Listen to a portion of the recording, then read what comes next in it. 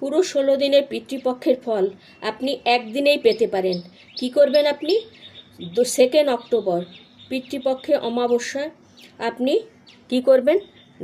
ডান হাতে এরকমভাবে অঞ্জলি বানাবেন।